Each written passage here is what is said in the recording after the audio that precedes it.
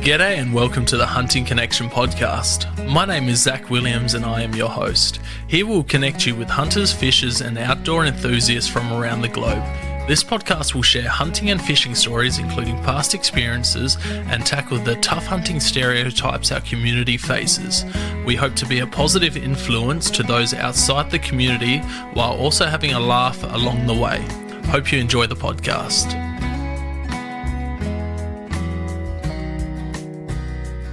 G'day and welcome to another episode of Hunting Connection podcast. On tonight's episode, I've got Rodrigo Santos. How you going? In studio. Good, mate. Very good, very good. From listener to guest. That's it. Short amount of time. Yeah, no, it's good. Well, in that short amount of time, you've done really well on the bow hunting scene. Cheers, man. You've had some really good success, especially this year. Yeah, taking it's your been good. First buck with a bow and then first buck with a rifle within 12 hours. Yeah, pretty much same. Yeah, inside 24 hours. Yeah, insane. So we'll jump straight into it. Where are you from now? Where are you originally from? Yeah. So originally from Brazil, moved to Australia in 2014. So I'm from south of Brazil, state called Rio Grande do Sul. Very similar to here, man, I would say. Like landscape, sort of hills and nice grassland and some good scrubs. But yeah, been in Australia since 2014, like awesome. 10 years now. And what made you move from Brazil to here? I always wanted to move overseas and work, learn, another language. English, I kind of knew probably 2 or 3 words back then. I'm like, would be pretty cool to learn another language. And I used to work as a chef already in Brazil, kind of not as a full-time, but on the weekends and stuff with my mom. So I was like, that would be a pretty cool opportunity to move overseas, cook, and learn another language. That's awesome. What made you pick Australia?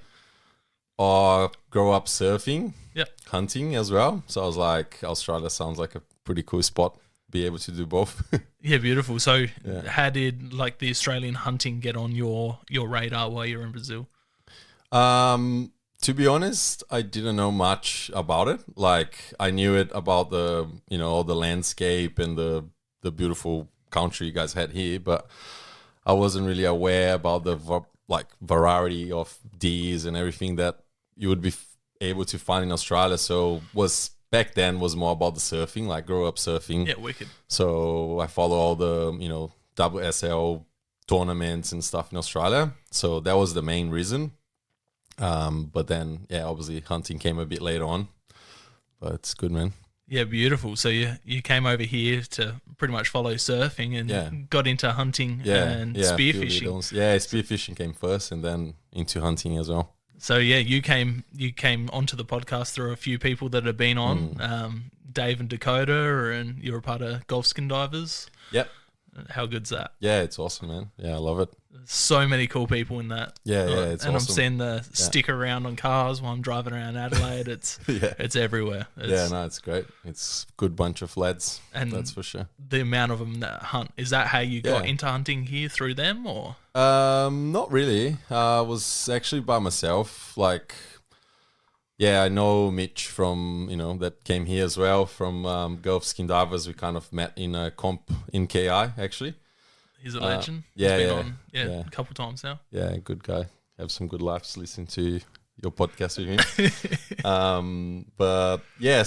Hunting came pretty much myself, man. Just like we'll get on into a bit later, but so from hunting and growing up hunting with dad, I kind of like always wanted to pursue that and go back into it. But I think life just got so busy in Australia and I was like trying to make a living here. Yep. And as an immigrant student, I was like, oh man, I just got to focus in other things, and kind of hunting got, lost a little bit. But then, probably a year and a half ago, I kind of through my boss, which does some hunting as well. And he got access to a property and he's like, mate, we could go shooting this place. And all these memories and stuff start coming back. I'm like, I cannot wait to head back into it.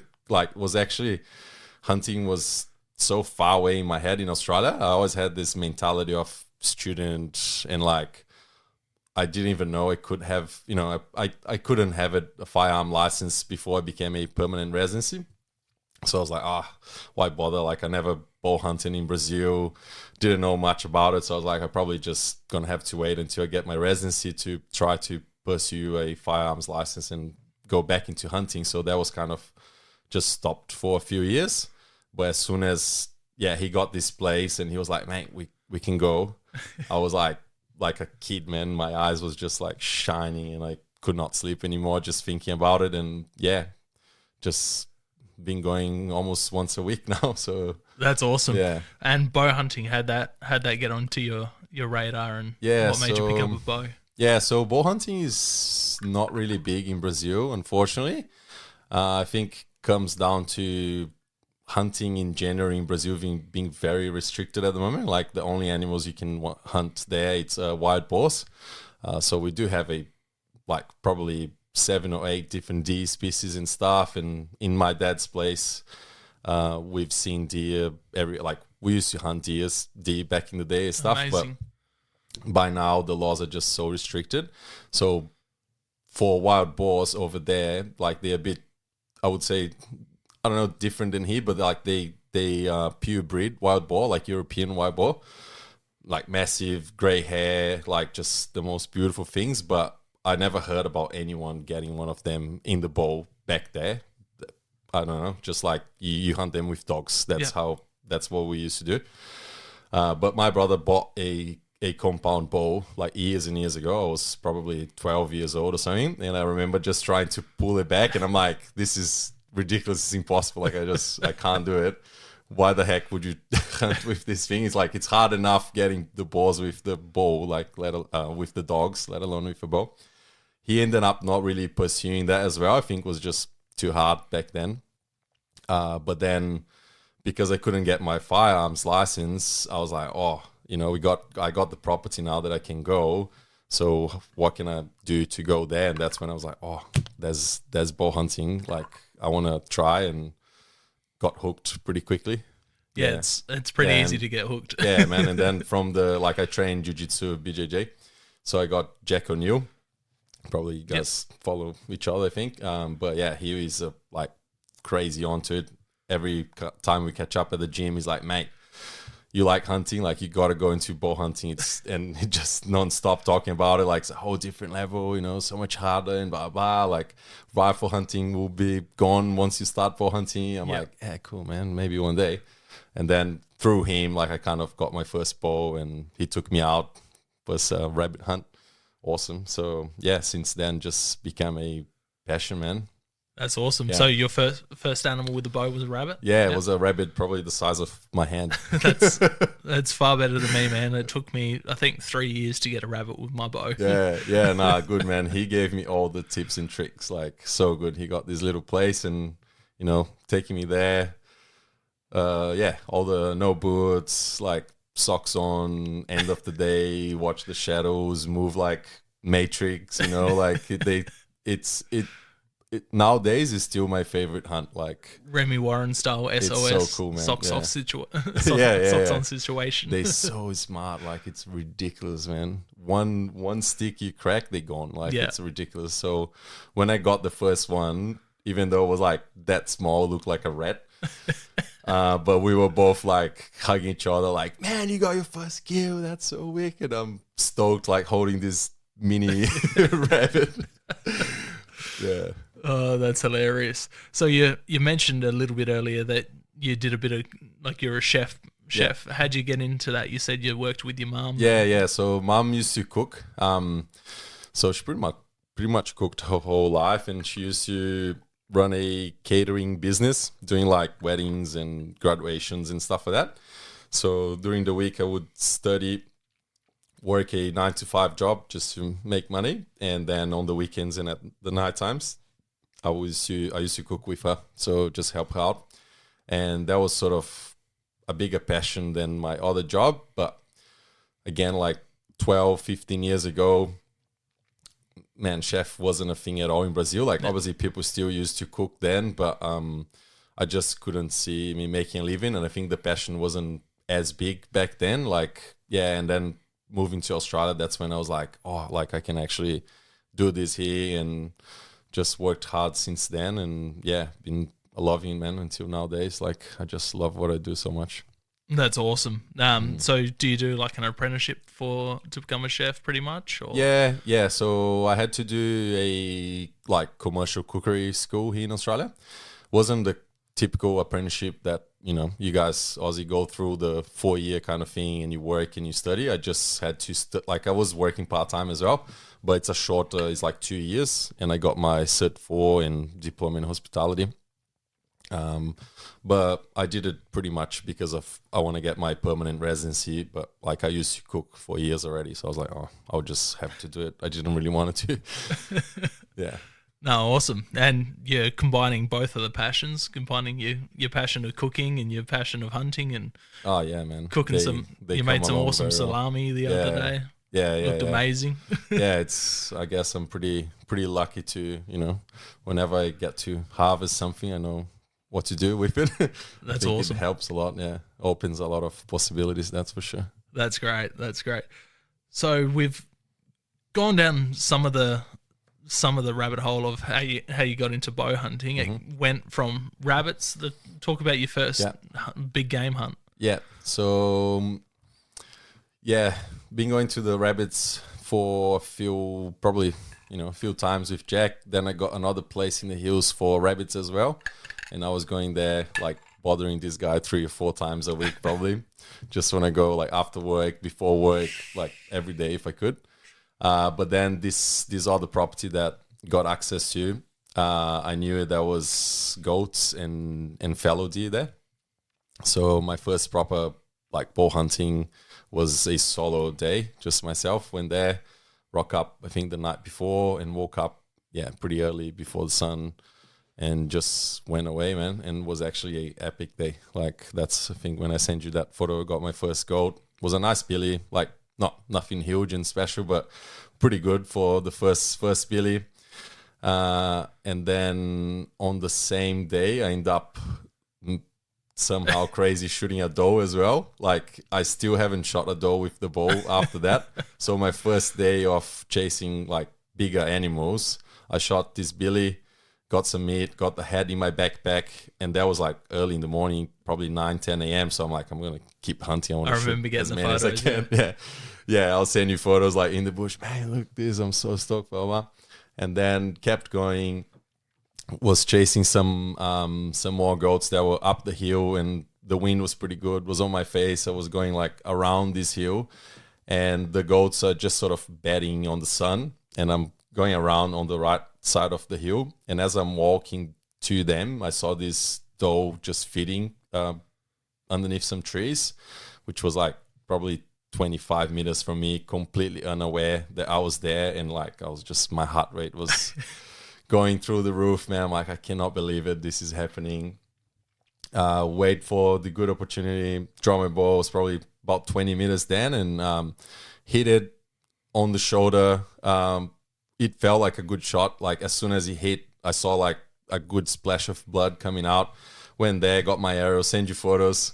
Like my arrow had, you know, you're telling me like, man, you got bubbles in your blood. Like it looks like a lung shot. And I looked it for that animal for the next 3 hours. Like I just couldn't find it, unfortunately. Still haven't found it. So I don't know, but it happens, you know, especially in that. It would be too much, I think, for a first day. And you know, as we'll discuss about your first buck, they're very. Same. It's just, you know, I lost a spiker a couple years ago, and I heard it crashing in one direction, but that turned out to be that's where all the other deer went. So I spent my whole time looking in that area, and from where I started looking, I was 30 meters away from where it was laying. And like 4 weeks later, I went back and there was the deer just laying there, and I felt so heartbroken. Like it died straight away, but I was just 30, 40 meters away in the opposite direction on the other side of a bush, and I remember you telling me like, man, keep looking because it's probably that from the photos I sent you, and I just couldn't find it, man. Bugger. It happens, and Yeah. you know, you went on to taking a really good goat. Was that Billy that morning? No, there was a couple. Nah, the other one was Couple probably trips 4 months ago, Yeah. I think. Yeah. And that, Yeah, a few trips later. that was what did he go? 30, 34 34. inches. Yeah. So good. Yeah, it was Like- beautiful, man. You've taken a couple goats, and then 34-inch on Yeah. one of your. Yeah, that was really, really nice. Like, got the head in the wall. Looks beautiful. I remember you saying that. I'm like, no fucking way. And then, we'll jump to your April. Yeah. Tell us about what happened in Right. April with that. Well, Yeah. first of all, is that the property that you got through doing the video for the podcast? Yeah, the one we're going to talk about, the buck. Yeah, Yeah. it is, man. So, Insane. crazy You- story. You did a video to, Yeah. thought of On different behalf. ways to try and promote bow hunting in SA with this up and coming bow hunting ban, Yeah. and you sent through the video talking about what it means to you. And Yeah. someone reached out and said, "Hey, I've got deer on my property. You want Yeah. to come out?" And Exactly.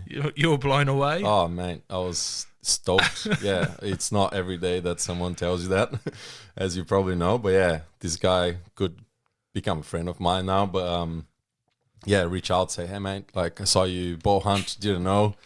I got fellow deer that goes through the property every now and then. Feel free anytime you want to come. And I was like, yep, I'll be there tomorrow. But yeah, so been going to that place is really good, actually. Insane. And you went out a couple trips prior, and then you went out in April for the rut. Yeah. Tell us what happened. Yeah, that was pretty amazing being there. Yeah, I've been there a few times before the rut, probably 4 or 5 times. Have seen deer maybe 2 times out of the 4. Nothing crazy. Haven't seen any bucks the first times I went there, but there's always those in the place. And I was like, oh man, from, the small amount of information I was gathering those first early months of hunting, I was like, if there is this amount of does, this probably has some good potential for the rut. And it did. So yeah, went back. I want to remember exactly when the rut started here. Probably second week of May or something, I think. Yeah, No, probably, it was way probably April. like just before. Sorry, April, I think. Yeah. Yeah, correct. Sorry. Yeah, second week of April. From talking to you, like, mate, wait for a bit of the cold days and stuff and check it out. And then went there on Sunday afternoon with a good mate of mine, Luke. So we rock up. The farmer, the owner, told me he has seen this buck with probably like 6 or 7 does hanging around some big gum tree at the back of the property, close to some scrubs. And I was like, "Come on, man, we'll go check that place out because it's probably his scrub." So we started walking very slowly towards the area there. Ended up getting there. There's nothing. There's no bucks. There's no does in the spot. And I was like, bit disappointed because I was just hoping it was gonna get there, deer would be there, does, and I was just gonna shoot.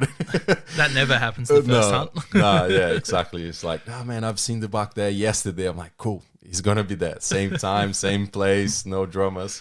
But yeah, nothing was there. We just kept walking the property, didn't see much. It was still early. It was like probably 4 p.m. So kept walking, going up the hill where we could see a bit more land, and just sat there scouting with the binos, just glassing, waiting. Started getting a bit darker, and as soon as it starts getting darker, we saw 2 or 3 does, probably like 800 meters from where we were, across a gully up the hill in some scrubby area. And then as I'm looking at these does with the bino, I just get a blink of a white spot on top. Look it up. There's this beautiful buck like just behind them, and the hunt was on. Like, my heart was racing, and we just sort of literally run down the gully because they could not see us. There was the hill, so we run down, and then to come up was like a steep hill, man. Probably, I don't know, like 70-degree angle hill, 150 meters up, and that's me and him like putting our guts out, lungs, like just trying to go as quick as possible so we could see if the buck was still there. So we literally like stopping and sitting in the hill because we were almost dying from trying to run up the hill. As soon as we get there, we can't see them anymore. was like, oh, bugger, man, but they must be in there somewhere. So just very slowly then started approaching. Wind was sort of doing all sorts of things that day. I was with my little rice flour powder in a little pouch thing, checking the wind. And because, it was like in this gully, up the gully was kind of like just swirling around a bit. And I was a bit confused. I don't know what to do, where to go. So we just sat there quiet a bit. We had probably 45 minutes of sunlight left. And we just waited with the binos trying to glass a bit more. And 5 minutes maybe up the hill, we start hearing some croaking. Like first time in my life I'm hearing croakings and goosebumps, man. Like just remember now I cannot wait for next year's rut. It's insane. It goes through, man, doesn't it? Amazing. So both me and him, we like look at each other like, holy shit, like what is, man, I cannot believe it. Like, whoa, we're hearing croaking like two kids, man, just so stoked. And we start walking towards where the croakings were coming. And then as we're stopping and glassing and stuff, we see the buck. And then he has gone down the gully again and up the hill into the other side, across a fence line. So he's probably like 300 meters from where we are. And from the same farmer a few days before, literally on the same week, I was there hunting. And I was talking to him about bow hunting, and he's like, oh, how do you get to shoot the deer with the bow? And I was talking about the rattles and stuff. And he's like, oh, mate, like I got some antlers in the shed. Like if you want, I'm like, dude, you kidding me? Like that's I need that for the rut. And I was actually trying to buy some from eBay for like, people sell it for dog and stuff. Yeah. I didn't have any. So I was like, I need some antlers at that stage. And he comes with this beautiful, like, man, good palm set of antlers. I'm like, damn, this is perfect. So I did my little thing you showed me with the string, got the rattles there. We stop up the hill and just start rattling, watching the buck. He doesn't do much, like rattle a bit, stop. He didn't move. And then I kind of like just started going harder. Remember again from podcasts and stuff, like, just pretty much trying everything. Started very slow at the start, nice and like low, just a few taps, and he didn't seem like he was carrying much. And started going a bit harder. There was a tree next to me. I just started smashing the tree with the antlers as well. And the buck starts walking towards our way. And we both like, dude, I cannot believe it. Like, this is happening. This buck is going to come. And we're like, over the moon. The buck hits a fence and he kind of like, stops there. He's going right and left. And I'm like, man, come on. Like, he just got to jump that. If he jumps the fence, he's coming. If he jumps the fence, we'll get ready. And he stays there again for another 4 or 5 minutes. And by that time was, I would say, man, 15 minutes of sunlight left. Was getting pretty dark. And I'm like, this is gone. Like, I don't know, like, So, like, again, gave some really hard rattles. The buck jumps the fence and we can't see him anymore because he's down the gully and we up the hill. So, like, we just cannot see it anymore. And my heart was going. I get in position, Luke stays back to me with the rattles probably 50 meters away, and I start just rangefinder all the trees in front of me and getting my sense around the distance and stuff. So I literally rangefind all the trees in front of me and to my right, because I had some pine trees sort of on my left. So I was just, I don't know, somehow in the moment I was like, he's going to come from here. So I rangefind everything. And as I'm there, bow in my hand, arrows all ready to go, this buck walks on the left side and I can just see it through the little sticks of the tree. And I'm like, damn it, I haven't, like, I don't know that spot. So buck starts walking in. I literally had to walk away from the tree so I could see him. And as soon as I stepped out, he hears my steps and he just stops. But at this stage, it's dark. Like, it's almost, the sunlight's gone. Draw the bow. He's still looking at me, like, doesn't know what's going on. I have no idea the distance. I'm guessing at that stage. But, as I've always tried to do the distance thing and just checking trees and rocks and stuff. So I had a good sort of guess about 25 meters, and I just put it in between my 20-30 pin and sended the arrow. Boom, hit him. He literally runs out straight away. Me and Luke are going crazy, like, mate, I cannot believe this happened. Went to the spot, find the arrow, like complete pass through, blood everywhere. Beautiful blood. Yeah, Beautiful blood. yeah, amazing blood. I'm like, mate, that was a good shot. Like, I felt good. But randomly we couldn't find blood on the ground. Like, and then literally 10 minutes after that, it's dark and we have torches out, just going up and down that hill again for another, like, mate, I won't exaggerate, but another 2-3 hours again. I remember getting messages. You're sending me the photos, and you're like, "What's this blood like? Like, I've shot a good buck. I can't. Like, I'm afraid I stuffed up the shot." And I'm like, "Nah, you've made a good shot. He's dead somewhere. You just need to keep looking. Yeah. Like, first light, go back there." Oh, man. Yeah, I was devastated. I'm like, I cannot believe it. Like, because I shot that doe back then, and then shot this. Like, for me, it was like, you know, it was my first buck that I'm ever seeing, let alone shooting with the bow. Like, how lucky would it be to get that me? And then we just kept looking. Yeah, same, another 2 or 3 hours up and down. Like, we literally went everywhere, man. Can't find it. Went back to camp. Luke had to work Monday morning. I'm like, man, I'm staying here until I get something. Like, these bucks are croaking. Like, I'm not going home until I have a deer. So the next morning I get out with the bow, but then I get the rifle as well. Get the rifle in the backpack, get the bow. It's 4 a.m. I'm in my rooftop tent.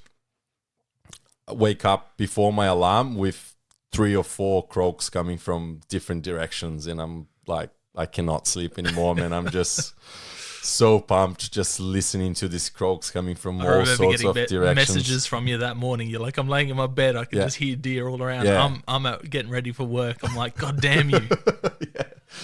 Man, unbelievable. Like, there's no words to describe the feeling. So I'm at the tent, literally choosing which direction do I go, like which buck do I try to chase. And one of the croakings were coming from where the farmer said he saw that buck, and he sent me a video. It was like a very nice buck as well. So I decided to chase that one.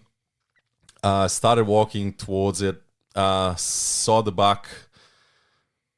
Sunlight was just coming up. I see the antlers behind some olive trees and stuff. That was probably at this stage 8 to 10 does with him, and I tried sort of approaching with the bow, cannot, just like afraid to spook the deer. I wasn't able to handle it. That was just too close already, but didn't have a good shot. So I literally dropped the bow, get the rifle. I'm like, I'm gonna shoot this thing because I just want a deer. Like, I just want to get my first deer.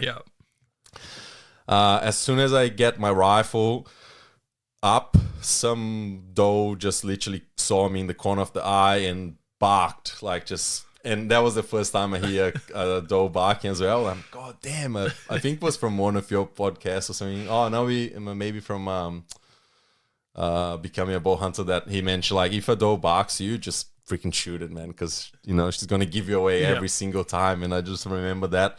So as soon as she barked, they were not spooked straight away, but all alert and started walking, and I could not get that buck even with the rifle anymore.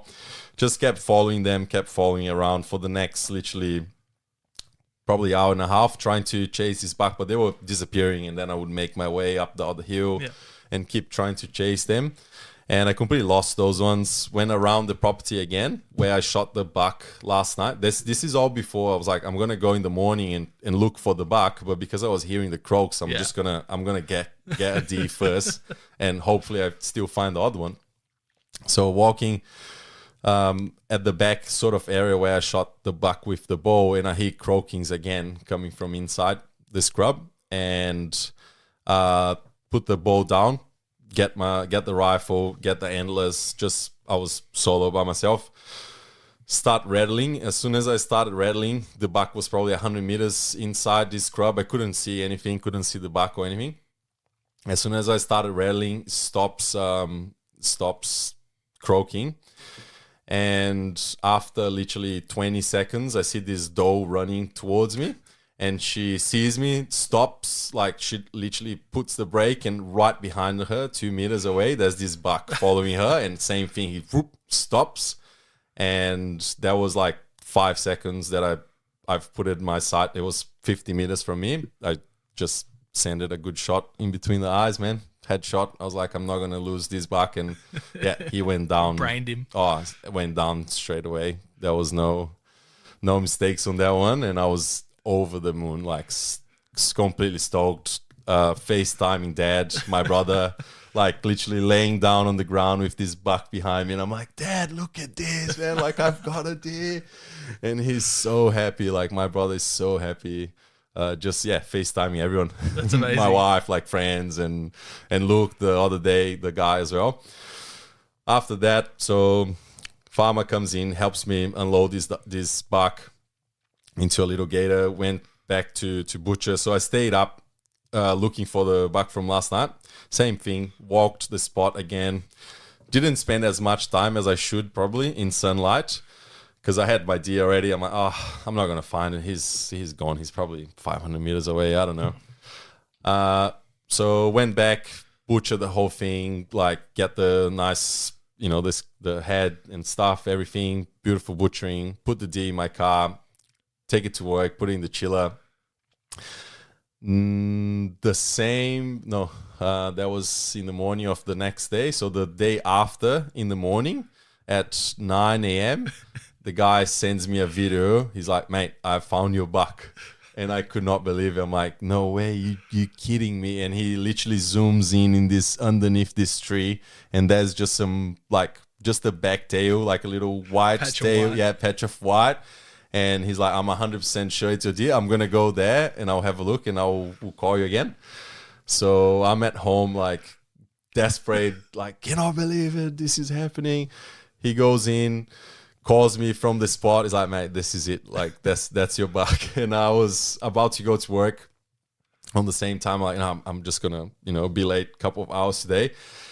Drove straight in, went there, got the head, just like for me, it was a beast, man. It was like such I remember getting the video. You sent me the video, and you're just like, the farmer's found my deer. I'm like, go there now and get it. Hopefully you might be able to recover, Yeah. It was a warm couple days. Yeah, he was. Yeah, he was, half of his butt was kind of starting to get eaten. Yeah. His front nose was already eaten by the fox or something.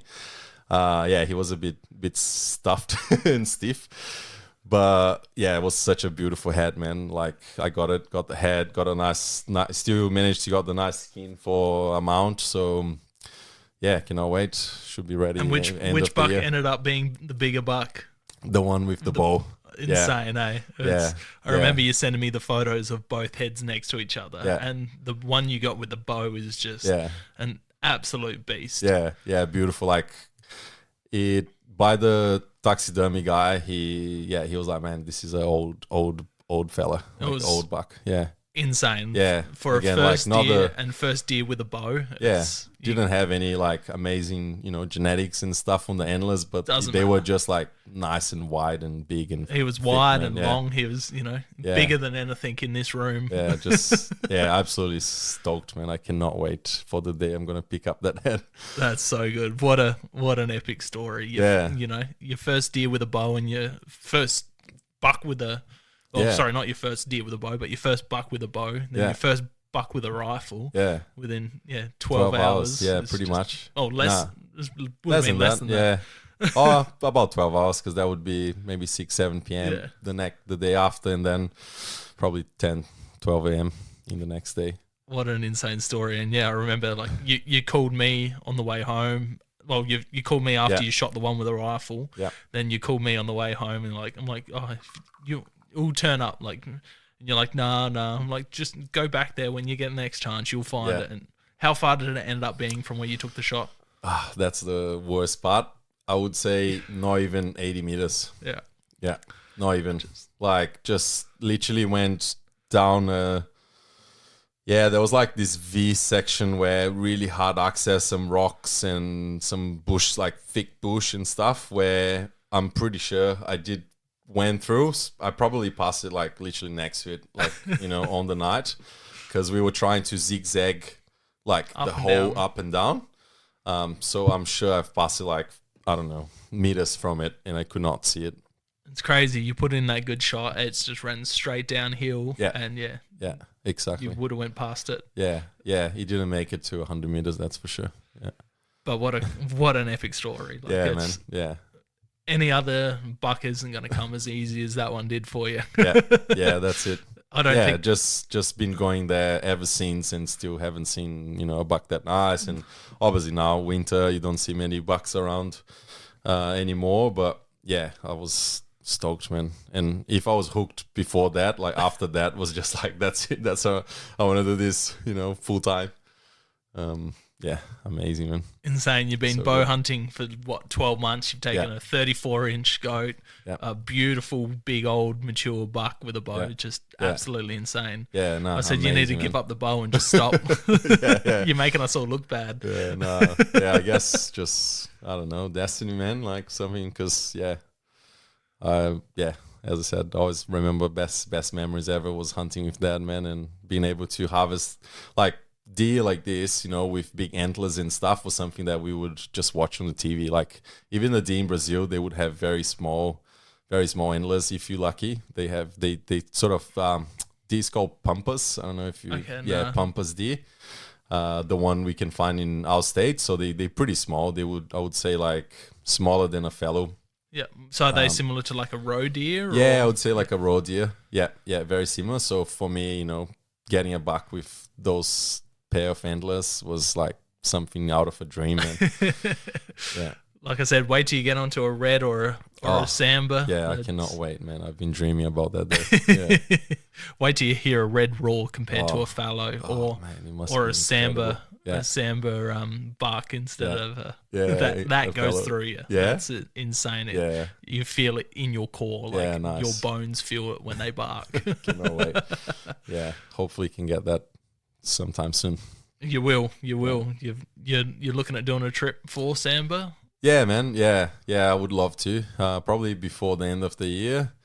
Yeah, still, as a new sort of hunter in Australia, still gathering. There's so much information that I think you need to get before, driving the 10, 12 hours. Yeah. It's a big trip. So, yeah, not that I want to, I'm going to be upset if I don't get anything, but I want to have, the highest chance probably. That's all. Not like, probably wasting all the drive, at least going to a spot that I have some sort of idea where I'm going, that's all. Yeah, you definitely will get there. That's for sure. Yeah, man. So, what would be your top beginner tip for someone getting into hunting? You're reasonably new. What's something you've learned and that you think would be a great tip? Oh, good one, man. Man, I don't know. I think, like, I kind of never really got caught up too much in the, like, I know we always talk about gear and stuff, but I think I kind of like got a cheap bow. I just want to start and I Yep. just want to go shoot something. So I got a second-hand bear species. That's the bow I've shot everything so far. Yeah, Like, beautiful. that's my Bear's bow a at the great moment. bow. Yeah. So I got that. And I think, like, in Australia, everything's sort of accessible somehow and stuff. Like, it's not hugely expensive and stuff like other countries. In Brazil, like, hunting gear is just so expensive there, man. But I think, probably I see a lot of people getting super caught up on that and like, oh, I need to get this bow to start. Or as soon as you start, you're thinking that gear is the answer for everything. And I was just like, nah, I'm just going to shoot as much as possible. So I was literally practicing pretty much every day. Yep. So I think, my beginning tip would be like probably focus on yourself, like just try shooting as much as possible, getting those groups, getting to know your bow, like, so much before you ever get Yep. caught up into, oh, I need to buy new gear, I need to buy this, buy that. Like, obviously it's important and I run like good arrows and good broadheads and stuff like that. But I think from what small amount of time I've been, listening to things and talking to people, I feel like a lot of beginners, they're like, oh man, I need to get this, I need to get that. Like, no, dude, like you just got to shoot, just got to Get go what out. you can afford and Yeah. then go shoot. Yeah, man. Yeah. I think that would be it for me. It's crazy you saying that hunting gear in Australia isn't that expensive, because like you talk to most Aussies and they're like, oh, it's so expensive, so expensive compared to the United States. Yeah. So hearing you say United States would be the compared cheapest, to Brazil, so it must be just insane. Oh, it's ridiculous, man. Yeah, my dad and brother, like we all been hunting for our whole lives, but we go to hunting shops every time I go there and stuff, and I'm like, how the heck can people afford this? Like, it's just so expensive. It's almost like hunting there would be almost like not a luxury item, but it's like you gotta make some money to afford good stuff. While in Australia, like you can, whatever work you do, man, you can still get amazing gear. Like, if you're a chef, if you're a cleaner, if you are office guy, whatever, like everyone has access to things and everyone can eventually buy gear. Whether in my country, it's probably not for everyone. Yeah, crazy. Yeah. And over there, is it, I think you mentioned to me before, is it just shotguns mainly that people hunt with? No, there's all sorts of rifles and stuff, but very similar to Australia. There's lots of restrictions and government, man, same everywhere, just trying to make it harder all the time. Yeah. But no, there's full, pretty much very similar to Australia. I just think probably highest caliber you would get there nowadays would be a 308, I think. Like pretty hard to go past that nowadays. You might be able to, but it will take some time probably to get approval and stuff like that. And you would have to justify it. What's the firearms licensing like over there? What do you have to do over there to get a license? It's very, very similar to Australia. Like, you got to put your interest and stuff, but there's no... What I actually loved about here was the little course I had to do. Like, some people might find it freaking annoying having to drive and do the 1 day thing, but for someone that's quite new, I actually got a few good things from it.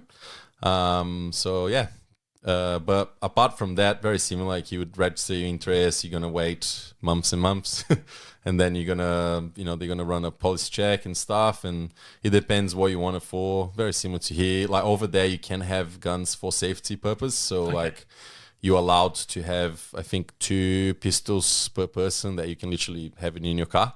Amazing. It's awesome, but it's freaking hard to get that license. Yeah. Same. You gotta have some sort of excuse that someone is after you or something. Like, it's not for everyone. Like, my brother is trying to get that, but it's not as easy as America, for example, or anywhere else. But there is the possibility. And if you're home, like, you can, if someone breaks into your house. if we're doing this and someone jumps in, you're more than welcome to freaking send them, as you should a good be able hello. to. with the guns you have, So yeah. No, that's crazy. Like, it's just crazy how much firearms laws and that vary from country to country. Yeah. Oh man, from state to state. State to state in Australia is just getting out of hand. Yeah. Poor WA. I know. I just saw the letters today. Yeah, it looks sad. So you've got your firearms license here. Yeah. I don't think we got onto that, but you eventually got it here. Was that your backup in case bow hunting does? Yeah, no, I always liked guns as well. Like, from growing up, Dad still probably have, I don't know, probably 15, 20 guns in his property. He lives in a farm, like, grow up there, just amazing spot. Like, he literally in Brazil, it's funny because you don't need to have a safety. You can just have your guns, whatever. Yeah. Like, probably not going to leave them in the wall like freaking Texas in America. You're not going to have a M15 hanging in the wall. But like, he has guns sort of like it's hidden in different spots in the property. So if he's far, like feeding the horses, he's going to have like a 38 revolver inside some freaking box there or something, like he just have... Yeah, guns in the different spots in case he needs it. That's so good. But yeah, that's it. Awesome. What about, have you forgotten anything on a hunting trip so far when you've been out? Man, I'm pretty good with that actually. Yeah. What's your system? Do you have a checklist or just a go bag? Not really a checklist, but I would... Because I think I forgot so many things in my life, and like my wife is gonna laugh right now so bad. before I go out like hunting or stuff, I kind of like visualize, and I created this method that you visualize arriving, putting my boots on, putting the the camo pants, putting the bino, like getting my release, getting the bow. Like I just something that works for me. Like visualize everything, and as you're doing that, like forgot this. How about if it gets dark, like torch and stuff. So I don't know. I never really forgot anything like that important. That's a good system. Yeah. Do you have a spare release in your kit? Or? Yeah, I do actually. Yeah, I have one in my backpack and one in the bow case, just in case. But yeah, no, I don't actually remember like forgetting something important, man, yet. I'm still early on, so I'm sure if we do this in a couple of years, I'm gonna have something for you. I've opened up bow case and there's been no arrows. Like I've left my quiver at home. That would be I sent you a message when I stalked in on that spiker this rut, and I didn't have my release aid. Oh man, that would be devastating. I feel sorry for you. What would you say is the most important item you take out with you when you go? Well, not being your bow or your gun, I would say, my binos, yeah. And what binos are you running? Nothing special, man. I won't even know the brand, to be honest. Just, got them from eBay, like paid a couple $100. Yep. But they Vortex they do actually. Yeah, sorry, Vortex. Yeah, just remember now from the V.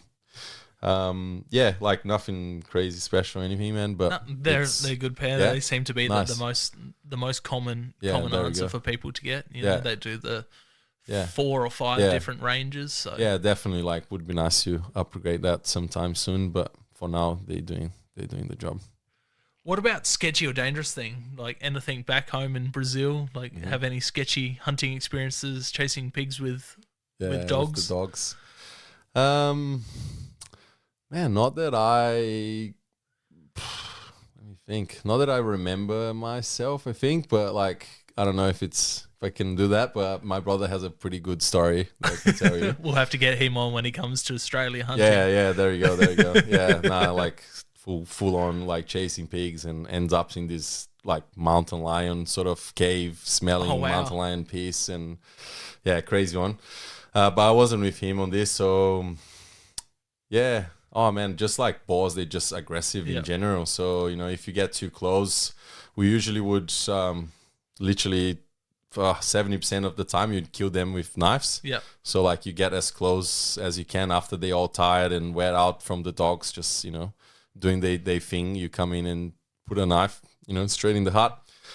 So that can be very sketchy, like when you have a big boar and you're trying to approach while the dogs are going and stuff.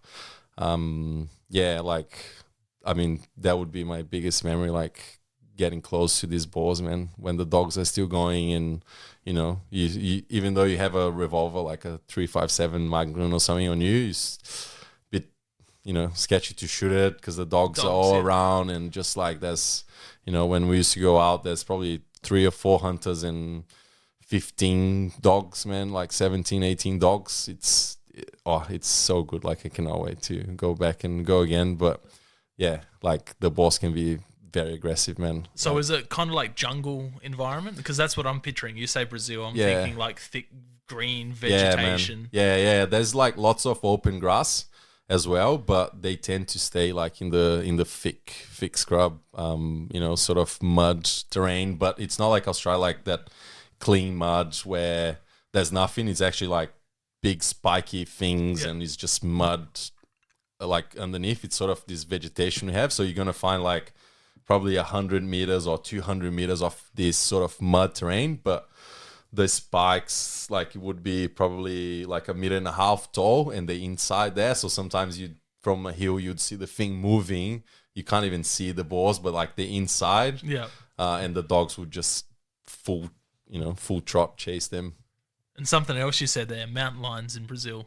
Are they big population of them there, or? Yeah, man. Actually, in my state, we had a few farmers calling Dad about them, like losing sheep and stuff. So yeah, it's not that hard to go into a farm and you see a skull, like someone saved one and stuff. But again, like elusive? Have you seen fully them? protected and stuff. Yeah, I've seen it. Yeah, I've seen it. It's crazy, man. How cool. Pretty scary. Yeah, just like from literally walking the hills and see one. I don't know, 300 meters, like walking across the side. It's not common, but like, yeah, the thing is they fully protected and stuff, so you can't really hunt them, unfortunately. That sucks. It would have been cool if you were able to hunt them like the Don't- States. Do yeah. they get as big as the ones in the States, or are they like a smaller? I'm not too sure what size, the States one would be, and I don't even know if it's the same sort of breed, but they are like this same look as a mountain lion. Yeah, they would get big, man. I would say maybe like, I don't know, 100 kilos, like 80 kilos, something like that. That's a big freaking cat. Yeah, man, they are scary. Yeah, and you can there's videos of them like roaring in the scrub, and it's loud. Like, I never heard anything, but you can hear from miles away. Yeah, maybe you won't get scared of the Samba Yeah. screeching at you. If you've we'll heard see. mountain lions in the jungle, that would be just absolutely that would be insane. scary. Yeah. Speaking of, what would be your top 5 dream animals to go chase? Money not being an issue anywhere in the world. What would be your go-to? Yeah. Man, I would love to get a red, like, my next one. So yeah, still very accessible, I think, in Australia, but get a red. Moose, definitely, like moose, just not from the species itself, but just going to Alaska, man, and like the country there must be the most incredible thing in the world, like being completely in the middle of nowhere, wild, and the size of those things, man, they're absolutely massive. So Huge. yeah, red, moose, black bear, that would be super cool. What else? I would say tahr in New Zealand. Yeah, that would be super cool as well. Very cool. Just same thing. Just the country, man. Like, I've been, I have never been to the South Island yet, just the North Island. But what I've seen so far, like, it must be such a cool place to be there. Hopefully, if money not the issue, getting dropped in the helicopter up the hill and just staying there for a few days would be absolutely amazing. We need one more. Yeah. And I will keep it, in Australia, maybe buffalo. That would be unreal. Going up to Queensland, getting a buffalo on the bow. Yep. That would be, because, there's buffaloes as well in Brazil. And that's one thing that is always like, man, they freaking dangerous animals. Like, he never took me on a buffalo hunt. But, yeah, go chasing them with a bow would be pretty amazing, I think, man, stalking that close, Are the buffalo in Brazil, are they similar to the Argentina? Like, they got the curl rather than... Yeah, it is. That's it. That's sort cool. of comes down a little bit and then up. Yeah. Awesome. There, those ones, because you and I have spoken about the ones in Argentina, because you can go over there and chase chital. Man. You can go chase reds in Argentina. Yeah, that would be, Black buck. I mean, that would be my dream hunt. Like, being able to one day take Dad and my brother, going to like Patagonia, and just... Man, they have some amazing hunting lodges and stuff over there. Would be like, that would be actually the dream hunt, I think. Just spending a few days, That's doing awesome. what we grow up doing. Yeah, they've got the peccary and the what's that giant rodent? It's like capybaras. Capybaras. Yeah, that we you got can them. hunt. Man, we used to get heaps of them back in the day. Yeah, Insane. yeah, same, fully protected and just they? annoying, but like, they actually pretty good eating. I bet they. I talk about that, and my boss at work, he always laughs at so much from them. He's like, "No way, man! They are rotor. Like, what do you mean you eat that thing?" I'm like, "Mate, have you tried the day you try a schnitzel of capybara, it will change your mind. Like, it's actually pretty good. We can see them like 500 meters from Dad's place. You find them. That's awesome. Yeah. Because I know you can hunt them in Argentina. Well, I've seen that you can, and Florida. Yeah. Be another spot you can go hunt them. Yeah, they're pretty big. Like, they're huge. They're like a small pig. Like, they got to probably 40, 50 kilos. And what about nutria too? Are they? They're like another giant rodent species, similar to the capybara. Oh, I wouldn't know if we have that or not. Yeah. I don't know. Insane. So speaking from your chef background, what would be your favorite thing to cook from the wild game that you catch and shoot? Man. Yeah. Oh man, there's so many things, but up until now, my favorite is still, just the beautiful piece of tenderloin, like the inside tenderloin would still be my favorite always, because you can cook it, pretty much right on, man. Like, it's just so beautiful, very simple, but there's so many things. You can get very technical with cooking and stuff, but sometimes the best things are in the simplest way, keep the product the way it is, don't mess it too much around. Like, if it's a good meat, it's fresh. Yeah. Like, you've sourced it. You don't need to do heaps of crazy stuff. Like, sometimes, I see people just, trying to make it harder. Like, it doesn't have to be hard, man. Come on. I know you cooked up that heart. Beautiful. On the coals. That looked pretty good when you sent that through. Yeah, that was amazing. Nice. Yeah, so the heart kind of cooked in still simple, but just slow cooked in a oil bath. Not slow cooked, like kind of, I would say, poached in a controlled temperature in a oil bath at like 54 degrees for like an hour. So the inside was 54, and then just carve it in the middle. And then finishing the barbecue with we use lots in meat that's like a garlic infused soy sauce, and we keep that in a little bottle, and that's like our secret weapon. Like, you should try that as you barbecue and stuff, like especially red meats. You spraying with this garlic infused soy sauce, it just gives that umami flavor. It just wicked, man. Like, that heart was so good. Like, really. Was that your really first good. time eating heart, or? No, I had heart before. Yeah, I actually really enjoyed. And all the making, like, I'm really getting to the whole charcuterie now. So, making salamis and sausage, and it's so good, man. Like, it opens up so much. Yeah, it's just it takes so much time. Josh Haynes, he's the master at making it. He just makes heaps of them. But the ones you made for your first go making venison ones, I'm sure you made other ones in the past. No, they turned out amazing. Like, I gave it away and people just loved it, man. I didn't do much, like probably did 10 salamis and, kept 2, gave it away for 8 different people probably.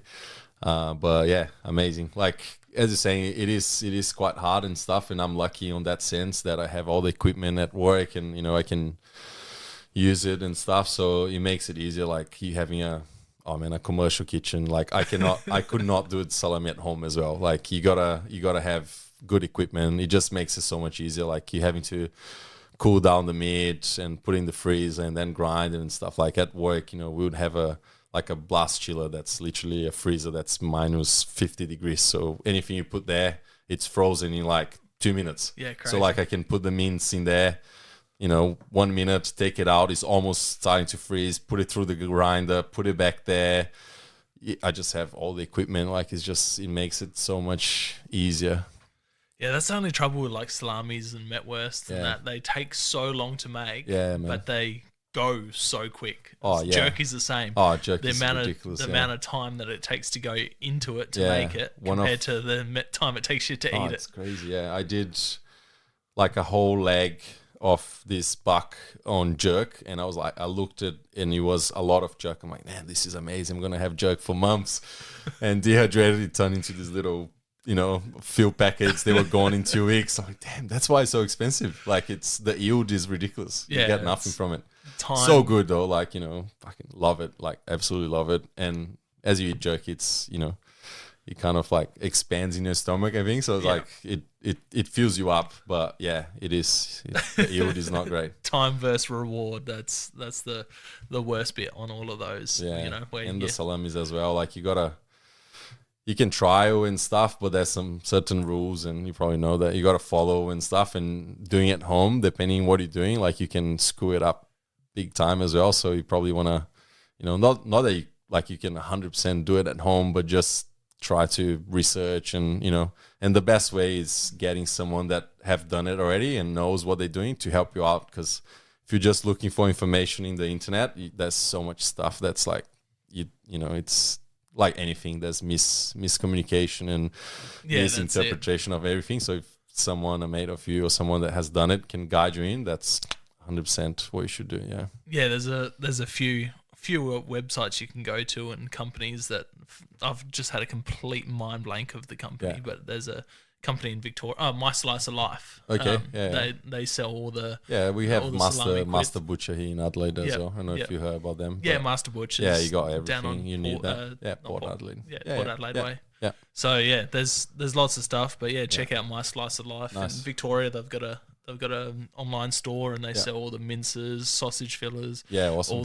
All the like premixes for salamis and sausages. Yeah, that's good. Like Master Butcher does as well. So awesome. It's awesome. How do you find the public views on hunting? You know, you work in a pretty professional industry, and you would think that most people who cook meat would be okay with hunting. How do you find it? Oh, I find it so ironic. Every post I do now, I probably lose like 20, 30 followers. It's so funny because you actually said something that makes totally sense and blew me away. It's like, man, do you realize, like you said, this is your words, you're like, you realize the very same people that follow you because they love seeing you cooking the steaks and the meat and like just all the cooking you do are the very same ones that unfollow you as soon as they see a dead animal.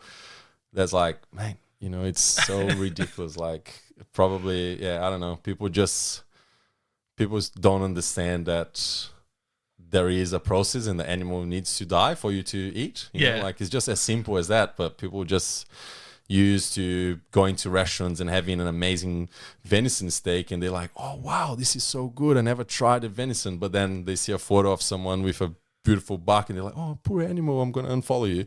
Like, well, where's the line in between? Like you started serving venison and then you had the same people that would eat it but unfollow you because you're posting up that you're shooting your own. And I'm the biggest advocate of getting your protein, man. Like, with spearfishing and hunting now, like if I can have my freezer always full and not buy anything from the shops, this is my goal. Like you just, you can do it. Why not? You just gotta know what you're doing and go after it. You don't have to pay and not know where it comes from and all of that. And as a chef, we are about where it's from. Like a supplier comes in with this, like it's especially where I work, it's not really about price and quantity and stuff. It's like, oh, where is it from? What's the process? Can I go and meet the farm? I want to go there and see the animal and stuff. So when I go out and I hunt, I see all that. Yeah. Like, I do the same thing as I do at work. Yeah. It blows me away. Are you hesitant on posting hunting stuff on your page because you might get backlash with where you work, or? I used to, man. Yeah. To be completely honest, when I first started posting some things, I was like, oh, should I not? I don't know. And a lot of people they used to ask me that, like, oh, how do you feel? Like, you're gonna post that stuff or not? But then, encouragement from other people and my wife and stuff. She's like, man, this is who you are. Like, it's what you love to do. If people want to unfollow you, they don't really even deserve to be there. Like, it's not like you need the approval for anything, So nowadays screw you, man. If you don't like it, I don't need you. I give a crap about how many followers I have. Like, I literally don't care about that. This is who I am. You either like it or not.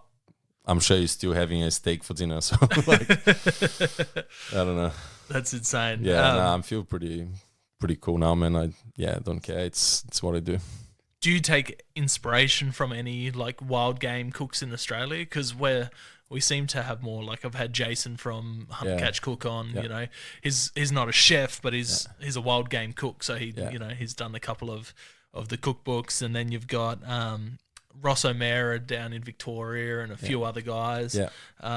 I believe the fella that created On Track Meals, if you've seen them kicking around, he's a professional chef in Sydney. I think his restaurant overlooks like the Sydney Harbour or some shit, from what I heard. So do you take inspiration from... Yeah, I've heard the podcast with Jason. He was pretty cool. Like, I loved what he do, started following him. I don't like... There's not from Australia, actually from New Zealand. There's a restaurant called Amsfield. I don't know if you heard about it. It's in a winery there. Chef, his name is Vaughan. I might be saying this wrong, but I'm pretty sure it's Vaughan from Mansfield, and like you're gonna check it out. It's gonna blow your mind away. His dessert, he comes in is a like a deer head, a real skull, and I wouldn't know what deer it is, but man, probably a sika or something. It's just like a couple of horns, and the waitress comes in with the skull, takes out the horns. The horns is the ice cream. Oh, wow. So literally unscrew the horns, puts on your plate, and gets like a big jug with some blood. That's the sauce, and pours into the horn. And that's your ice cream that you eat. Another main course, he does heaps of wild game meat. So lots of hunting. He's a hunter himself as well. So in New Zealand, that's amazing. But another dish he serves is a duck. Native, believe it's a native duck from New Zealand. Not too sure, but the same thing. So on this course, the whole taxidermy duck comes in with open wings and stuff. They put it on, and you can't it just looks like a real duck. It is, but the head has been removed, and the head it's on the duck. It's what you're gonna eat. So he takes the head of the duck out, carves it in the middle, and that's like the dish. It's full on, like it's crazy. Not everyone, would that's some fun would enjoy dining it. shit. Yeah. Oh no, and he's like, there's the hat system in Australia, like Michelin Guide. Yeah. We don't have Michelin Guide in Australia, New Zealand, and stuff, but we have Good Food Guide, which is hats, pretty much same. So his place got 3 hats, which you could consider 3 Michelin stars. He's been top 50 chefs in the world. He's doing some crazy stuff. But yeah, check it out. His Instagram, Amsfield Chef Vaughan. That's unreal, cool. man. We'll have to give that a share as well. Yeah, I cannot wait. I still haven't tried his food, but it's awesome. Like, it's so cool. Yeah. So when you travel places, are you traveling places because you're going to be traveling places to go hunt? Are you like going there to go try different chefs' foods as well, like different restaurants on your list? Yeah, 100%, man. Like, I think, one and the other go along pretty well as well. So I do already travel a lot from work to eat, pretty much. Like, I'm very lucky on that scenario. In 3 weeks' time now, I'm going to Singapore and Bangkok. Just me and, the director, chef from the restaurant I work with. So we're going to do research development. So we pretty much eat in as many places as we can. Take notes, take photos, come back with like 100 ideas to put it on the menu and do different things. That sounds like a shit experience. I know, man. Yeah, just got back to France last year as well, doing the same thing. It's just, I'm so blessed, man. So thankful for the opportunity. But we do come back with a lot of experience, and he's already mentioned, next year we got to do both. We want to go maybe New Zealand, check it out, Vaughan, but do a hunt. Like that would be the goal. Like traveling, doing a bit of both, like getting a hunt trip and then eating a couple of places. That would be fantastic, definitely. Yeah. So would you ever incorporate your two, like your hunting and your cooking, and bring out a wild game book or with recipes for people? Or I would love to, man, to be honest. Yeah. Nowadays, the work that I do, it's still sort of I'm the group executive chef of these 2 restaurants, but our chef director is still sort of his name behind it. So I kind of we get along super well, so we would come up with dishes together and stuff, but it's not something that's completely my thinking and it's my idea. I'm kind of it's both our minds together. So if I want to do something like that, would probably be on my own, like doing a book or something in the future. Who knows, man? Like joining, a passion that I have with what I do would be amazing. Yeah, maybe one day we'll see. That'd be cool to see. Yeah, might come launch in your podcast. Yeah, definitely, definitely. So back onto the public views. How would you personally change the public views on hunting and hunters? Yeah. Man, I think for me would have to be through my career in cooking, because again, I believe everyone enjoys a beautiful piece of meat and all the nutritions you get from protein, and it's proven fact that wild meat is better than commercial, and you get more protein from a 100-gram steak of venison than a 100-gram steak of beef. Yeah. less fat, like there's so many good things about it. But I think, so definitely through cooking, through showing more, the cooking side and what you can do and share with friends and save money from the shopping. And you're combining, nowadays with all the mental health and stuff, like going outdoors, spending time yourself or with a good mate, coming back with some meat. And I think by showing that side of the hunting, not just the killing and the trophies, as much as we hunters love that part as well. Like, I think, if you can go out and, get a doe and bring home some meat, share with friends and family, and I think that would be the best way, because everyone loves to eat, man. Like, everyone just enjoys it. And, that can slowly start. I mean, that has changed people around me already. Like, I actually have a good friend of ours, she's vegan, and she said the only reason she stopped eating is because of how commercially it all became. We still haven't done a dinner, but she's like, I will actually eat a meat that you've hunted. Like, if you've got this venison, I'll try it. Like, I'll eat. That's awesome. That's, I'm like, that's a goal. That's a win. That's definitely a win. It's amazing how many vegans actually do say, like, I've heard that line, if they know that it's been humanely killed, they're more than happy, just because they've gone to that veganism side of things, just to get away from the commercial side of things. So. Yeah, definitely, man. Yeah, that's how people used to do back in the days. My dad still, like, I don't know, he probably hasn't bought a piece of meat in the last 10 years. He literally hunts, grows his veggies, and he buys flour and sugar and stuff from the shops, but everything else is just the essentials. Grows around the house. Insane. So good.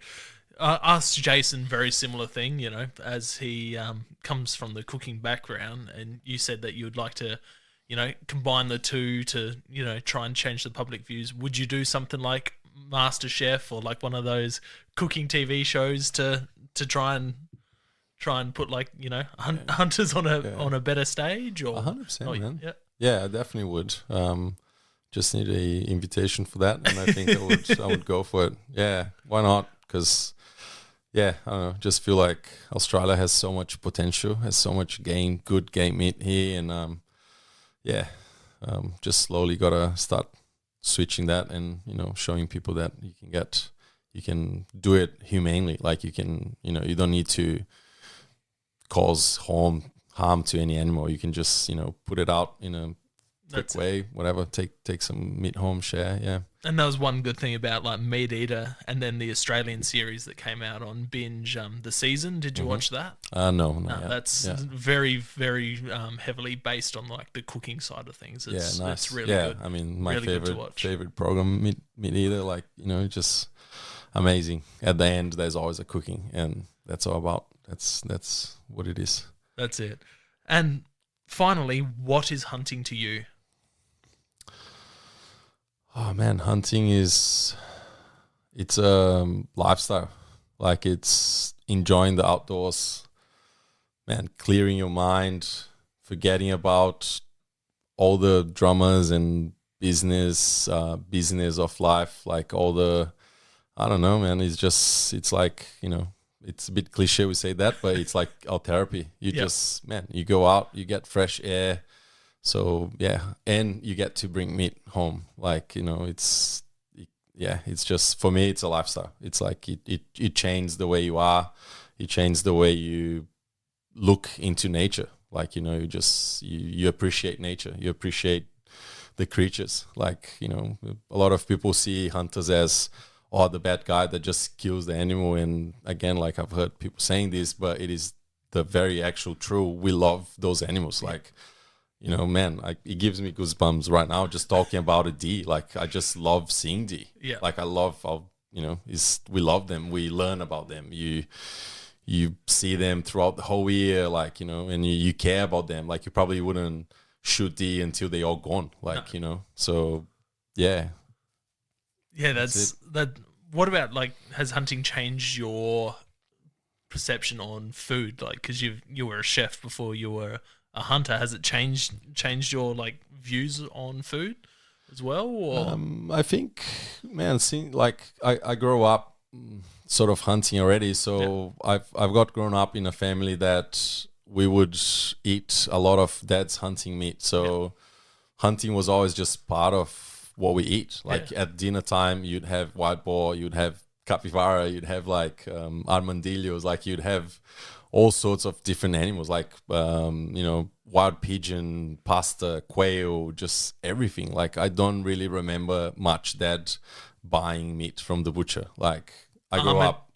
Armadillos. How do you cook them? What do you do with them? Crazy. Oh, you can do like mainly slow cooking, like sort of stews and stuff, but they get massive where I'm from. Like you'd find like 4 kilo, 5 kilo armadillos. Like, yeah.